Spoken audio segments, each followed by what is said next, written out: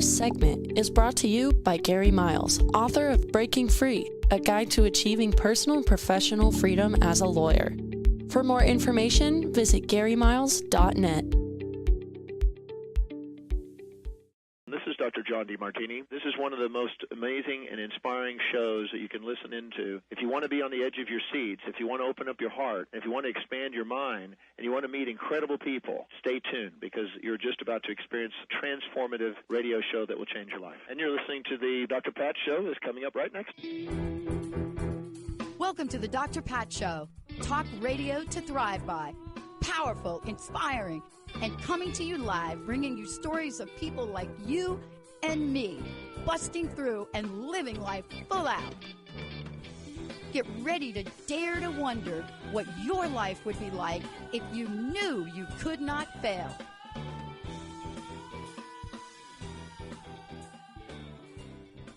Everybody, I want you to, I want to welcome you. I want welcome to the show. I've got a great show. I'm going to get right to it right now. I have been so blessed over a 20-year period to meet some of the most extraordinary people. And you're going to hear from one of those people, Gary Miles, here in a second. But when you take on a life that requires all of us to make transformative movement, that's transformational movements. When you are signing on, you don't know that that's going to be you. You don't know if it's your life. And a lot of us didn't know if we were even capable. But when I think about Gary and what he's done, and for many of you, legal luminary, 4 decades, changes jobs, changes professions, changes heart-soul connection, and then comes forward and say, I'm writing a book and it's called Breaking Free, a guide to achieving personal and professional freedom. And I love that Gary has done both, personal and professional freedom, because a lot of times for us, we don't realize how connected or interconnected they are. But he is someone that walks the path of resilience, that understands unwavering dedication. And that dedication is not just to writing books and being successful or being a phenomenal lawyer, but it really is about being dedicated to helping other people understand their infinite, unlimited potential. And at the same time, those of us that have stepped in a few potholes, you have to get some tools to learn how to step out of them. Gary, thank you for joining me here today. It's such an honor to have you on the show. Well, Dr. Pat, thank you very, very much. I'm just thrilled, honestly, to be here with you today. I want to ask you the question I've been asking for 20 years. I just briefly said a bit about you. There's so much more to say. Your book is phenomenal. When I opened it and read the 12 prisons, I could feel that in every cell of my body. And I hadn't even read what they were, but the word prison so beautifully describes what many of us have gone through, especially those of us, like myself, that has gone through recovery, addiction recovery, my entire family. But here's the question, Gary, given everything you've done, all the changes you've made, this phenomenal book, which we're going to talk about, what are some of the greatest challenges, obstacles you've had to overcome to bring you to this very moment? Well, my first one, quite candidly, was my struggle with alcoholism and getting sober. And that's the biggest, most miraculous transformation in my life. But it wasn't just stopping drinking. I had so many other things to change. From my childhood, from the way I was raised, I grew up a perfectionist and a people pleaser, among other things. And they really made me lose sight of who I was because I was so concerned with impressing you, getting praise or commendation or affection or support from you, that I would act one way with you and another way with other people. I lost my authenticity. And that really, the combination of getting sober, but then the transformation that follows of who I am as a person and how I live and act and interact with other people was just a dramatic change.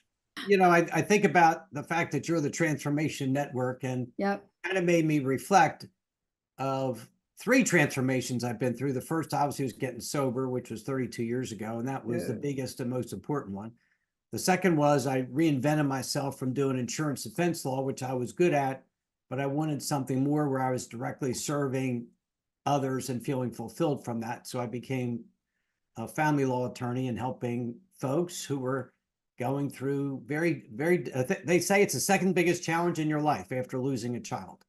And then I got tired of arguing with lawyers. I want this, and you're like, my client wants that. And I wanted to link arms and help them. And so I guess really 3 transformations. Yeah. What I'm struck by is, and I went back to my high school reunion here recently. You relate to this. Went back to my high school reunion recently in Plainfield, New Jersey. And what a great time I had. Amazing people. But what I was really struck by was how people didn't understand how I was even still alive. Right. Even at that young age, they could see that I was on a pathway to destruction. And yet here we are, we're doing this show. Both of us are in service of other people. What do you think was the tipping point for you where you said, I have had enough of ... Well, I know what was my tipping point of my struggle with alcoholism was when I was just so defeated and could no longer, I was tired of failing all the time at stopping drinking. Every day, I stopped drinking a lot. I stopped drinking every day. I made a vow to myself. And my tipping point there was my first true, what I now know to be called a blackout, where I had such a deep and personal conversation with my 15-year-old niece and goddaughter. And the next morning, I couldn't remember the conversation. To this day, I don't know. And that was truly scary for me. But I think the rest weren't really a tipping point, but a process. I find life is a journey. And, a couple of years ago, because of my wife's job, we relocated to Pinehurst, North Carolina, which necessitated a change in my relationship with my law firm, which I had owned and managed for 30 years. And I think someone brought my higher power, my God brought me here for a purpose. And that was to change the direction I was heading in. Yeah. And to work to be of service to lawyers instead of having professional interactions, to really help and support them and other professionals. So that's where I've been with my podcast, my blogs, and now with my book. Yeah. Gary, this is a short interview. We're going to be doing more of them. I'm hoping the next interview is longer because there is so much to talk about.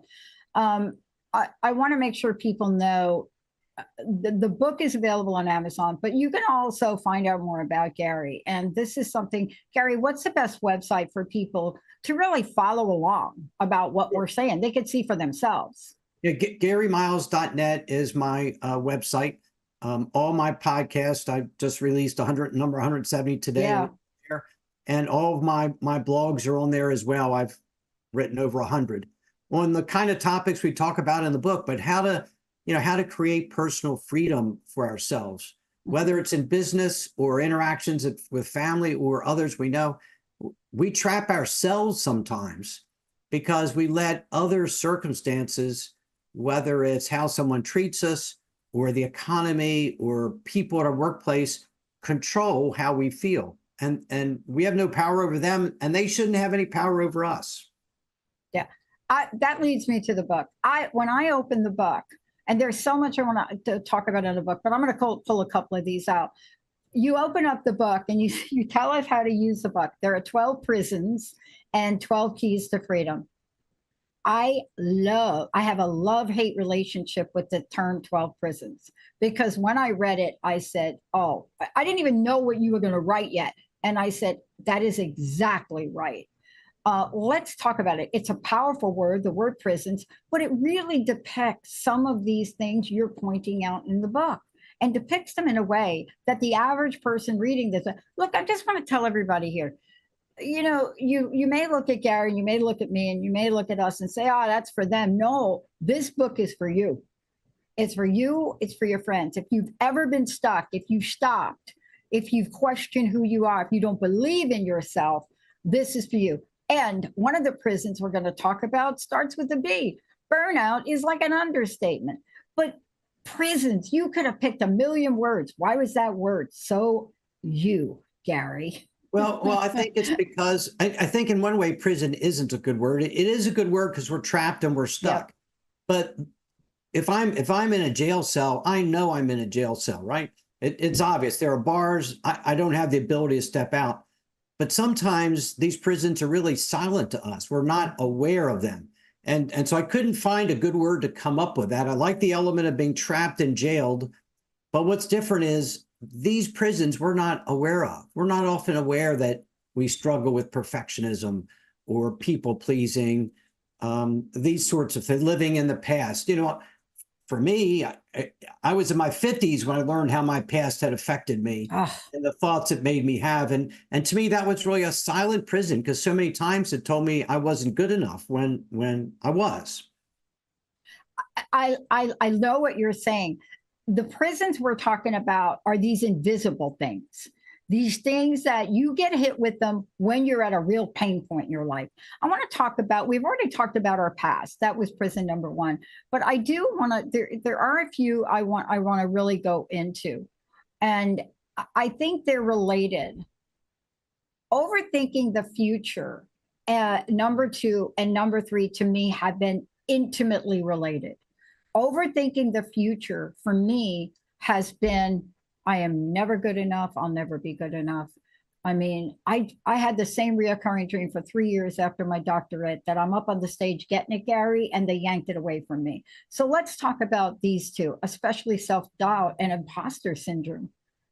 Yeah, imposter syndrome, it's sort of a strange term, and I don't know if it's even the right term. I prefer self-doubt but I use imposter syndrome because that's what so many people call it. And I was a great example of that. In my 50s, I was an extremely successful trial attorney. I owned and managed my own law firm. And yet inside, I felt like it wasn't real. I felt like it wasn't me. I felt like I wasn't all that. I felt like it was pretend. But really, it was true. And what happens sometimes, it is related to that, is I start thinking about the future. Am I going to win this case? Am I going to be successful? Who will be my, in law, our clients tend to not repeat. Who are my clients now? Won't be my clients 3 years from now, and I'll have a whole new batch. Will I get any more clients? And we start worrying and questioning and doubting. And it's a real challenge. And for me, the key is to be present, live in the moment, focus on what I do well. If I'm a trial lawyer, focus on preparing my cases, but not focusing on what will it mean if I lose. Yeah. I'm an avid golfer, as some people may know, and I find that that's a good analogy for a lot of these things. If I'm hitting a shot over the lake and I think, oh, that's a big lake there. What if I go in? What's going to happen? But if I just focus on the swing, focus on the same swing I took on the practice range, it's going to end up on the green. So what we think about really can affect not only how we feel, but also how successful we are. I want to that links to number 10. You'll notice I jump around because I've read the book and there's some comparisons that come to the forefront. A comparison, prison number 10. The reason I'm bringing it up is that analogy you just used. I play a sport too. I play with a little white ball, but my little white ball moves very fast. I play table tennis. I tried golf, Gary, and they said I'll never be able to play golf because the ball doesn't move. I said, okay, not a problem. But I play the same sport, but I go through the same thing. I was in a league championship a week ago, right? And I saw who I had to play. I saw who I had to play. So out of the 6 people in the round robin, I get this guy to play, right? I'm like, why? Why did I get this guy? But I have enough tools now to get past that. But you see, that little thought could have derailed me. How often do we do that? Oh, he's better than me. He's ranked 2,300. I'm not ranked that. Gary's playing golf with his friends. Oh, right? How often we do that stops us right dead in our tracks? Yeah, once we start thinking that way, comparing yourself to this other player who may be objectively a little better than you, but thinking about that takes away whatever chances you have of beating him. Your chances are much better if you just focus on hitting the ball, keep your eye on the ball. You know what your strengths are. You know how to attack your opponent. Just focus on that. You're more likely to be successful in golf. I've always been a pretty good golfer, but I never hit the ball very far. So if I'm playing another guy and he hits the ball 50 yards past me and I start thinking, he's so far ahead of me, his shot to the green so much easier, I don't do as well. Yeah. But if I do what's my game, which is down the middle on the green, play good around the green, and I win the hole from him, he's the one who's going to be crushed because he out hit me by 50 yards. Yeah. But it's all about what we think about that makes such a difference. And nothing good comes from comparison. The only person I'm going to compare myself to is myself. Where was I last year? And where am I this year? Have I accomplished my goals? Have I grown in the ways I want to? If not, what can I do this year to do better? But comparing myself to someone else just serves no purpose at all, except for making me feel worse, getting back into doubting myself. I start to feel envious or jealous when I compare myself to other people, all those sort of negative things. It's a very self-absorbing thought, comparing myself to other people. I want to jump to the keys.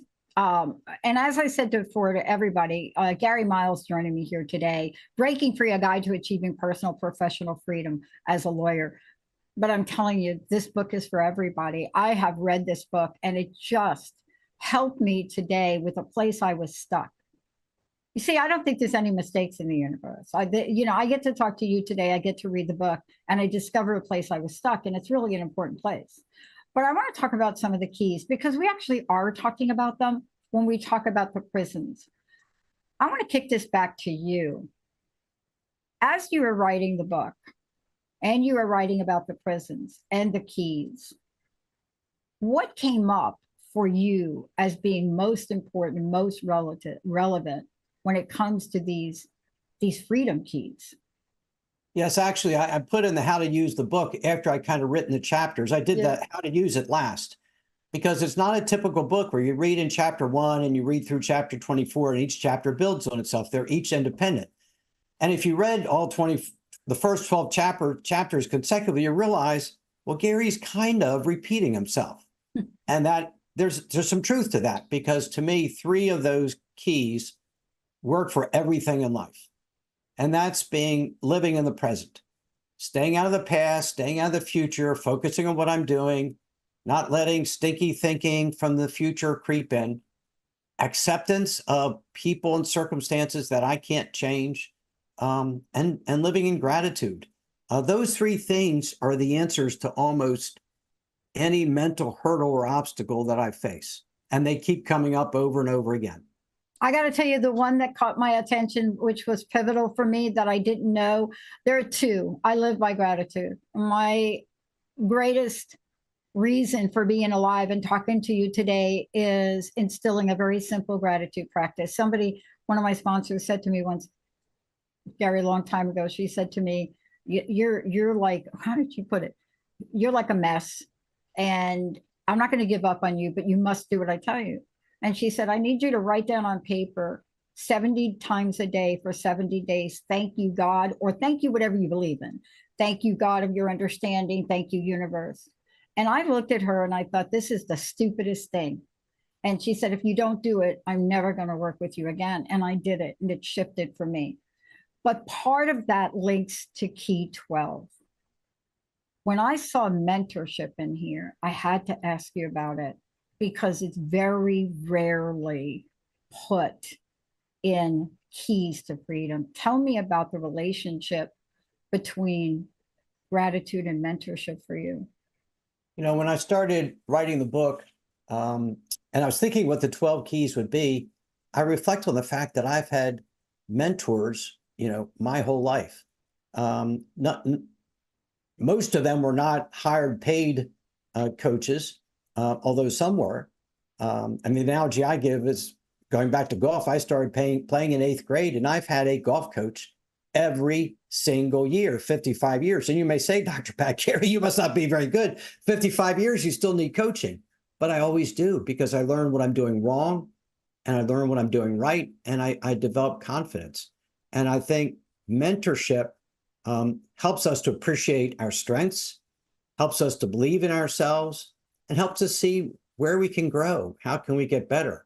If we stop growing, we stop getting better, and we can always grow. No matter our age, no matter what we do, there's always room to transform ourselves and become a better version of ourselves. And my mentors have helped me to do that. And candidly, I would not have started the podcast without a coach. Yeah. My coach told me, you should do a podcast. I literally laughed at him. And then after I did the podcast, he said, you should write a book. And I honestly said, no way. But he saw in me a vision of me that I didn't yet see in myself. And I coach a lot of professionals now, and I see that too. I can see in them a future that they can't see in themselves. And it's such a gift to have someone who can see the potential in us and help us to create it. You and I have had that in common. I did a show reflecting on all the people that I called my mentor angels in my life, by which I wouldn't be here. And like you, I wouldn't be a network owner. I wouldn't have done the show without incredible mentors. And some of them were very tough. But I agree with you. I've been playing this sport for a long time, as long as you, maybe, right? Yep. But I took a little break from it. But I play at the championship level. And people say to me, why, they don't say, here's what they don't say. They don't say, Gary, Pat, why at your age are you getting coached? They don't say that, but it's like underneath the skin. Right. And I say, I want somebody to push me. I want to know what I'm capable of. Isn't that part of mentorship? And also, isn't that what you talk about, to make sure we're aligned with our values of who we are? Yeah, that's one of the most important things to me, is being aligned with their values. There are a lot of people who get jobs, take a position, and they realize they're so unhappy, and they don't know why they're so unhappy. May not be how much money they're making. They may be happy about that, but they don't like what they're doing. And that's because they've never really stepped back and look at what's important to me. How important is family? How many hours do I want to work? How much money do I want to make? How independent do I want to be? And they've never really looked at those things. So aligning what we do, both personally and professionally, with our values is critical. Gary, I know we have a short time left, and I want to ask you, we've talked about a lot of things, and there are a lot of things still to talk about, and I hope we're going to have time to do it in our next show, because the details of what you've written are so pivotal. But you also talk about something that rarely gets covered, even in the Alcoholics Anonymous 12-step programs, sobriety programs, recovery programs, and that's emotional intelligence. It gets kind of alluded to, but man, people are like, I don't want to touch that. You included it. Why? Oh, I think it's critical that we, emotional intelligence to me refers to my ability to manage my own emotions and to be aware of your feelings and your emotions. And that's what really helps us to interact and connect in a positive, loving, and successful way. We've all worked in workplaces where the boss loses his temper and screams, and it just causes so much unnecessary harm. But together we can always find solutions, and emotional intelligence to me is the key to positive human interaction. Last question about the book. Was this a labor of love? And what's your vision for the messages you have in here for the people listening today? It really is a labor of love. I've come so far in so many years, so many years. I felt trapped by my feelings. I was never happy. I was always searching for something. And now I'm very content. I'm at peace. I feel free. I like to say today, no one can make me angry. And I believe that to be true, only if I let them. And I wanted to share some of those thoughts with other people so they didn't feel so trapped, so they could free themselves from their own personal prisons and enjoy life on life's terms. You point to the things that are happening in our contemporary world today. The fact that you're talking about stress and then law of attraction, you're covering them. And, for those people out there, you'll be able to go and get the book and look at this yourself. But more importantly, Gary, this has turned into not just a book. You're dedicating your life. You have a coaching. Tell us about your coaching practice. I mean, yes, it's great to have a book, but you didn't stop there. You have, shall I say, you have a range of ways that you support and help people. Can you talk to those for a minute? Sure. Well, I have the podcast called The Free Lawyer. I do 2 episodes a week. They're all in the same messages that are in the book. I do a weekly blog, same messages. But the most fulfilling thing I do is coaching people individually, because it's easy to read the book, but putting it into practice is really the hard part. I could read a book about how to play golf. You could read a book about how to play ping pong. That wouldn't make you a better ping pong player. No. You would need someone to say, Pat, you're holding your paddle the wrong way. You want to get more angle in the face, whatever it might be. Oh, now I get it. Now the lights went off. And that's what I find about coaching professionals, entrepreneurs, lawyers individually, because often they're angry and upset and they don't know why. And I can help shine the light on that. Gary, don't you also find, at least I'll speak for myself. I don't see myself the way other people see me. And I have needed the help of multiple coaches. I work with different coaches for different things. But it also is refreshing to work with somebody that is on your team. And that's what you do. You see, you've taken everything you've experienced in your life, everything you've written, your podcast, your coaching. But you see, when people work with you, given what you've done, what you've overcome, you're now on their team. And that is a place that is hard to describe in the world where loneliness, aloneness, and isolation are ruling, isn't it? You hit on such an important point. So many people feel so alone, even if they're in a firm of 50 people or a big business, they feel they're the only one. And to have someone who's undoubtedly in their corner, supporting them, advising them, lifting them is priceless. It really is. Maybe someday we'll get together. I'll teach you how to hit a ball 100 miles an hour. You can teach me how to hit a little white ball that doesn't move. And we'll defeat all the people that have said to me in my life, you are never going to hit the golf ball. It doesn't move, right? Right. Very good. Very good. Gary, last question. Please give out your website again. Tell us how to get the book. But I also want to know your personal message now, what you want to leave us with, please. My website again is GaryMiles.net. For those of you on LinkedIn, I'm very, very active there under my name, Gary Miles. And you get the book at Amazon, like we can get everything. It's the #1 new release in its category, which is really affirming. My main message is enjoy today.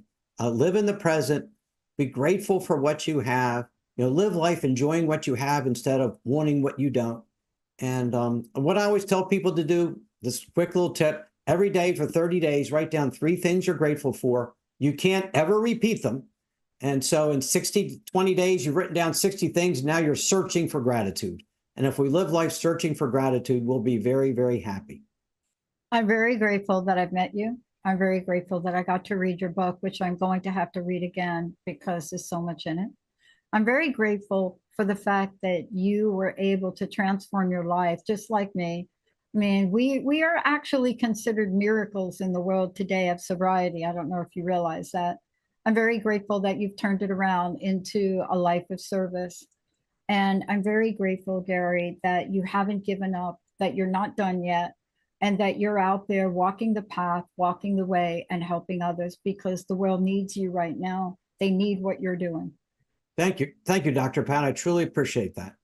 And I want to thank all of you out there. I want to say, this is a short interview, but I'm telling you, the work that Gary has done, the life transformations he's talked about, what he stands for, what he believes, what's in this book, this is transformative. And for those of you out there who are saying, this is too much, I can't do 12, okay, pick one. Have a happy, happy holiday. Gary, thank you. Sierra, thank you. We'll see you next time.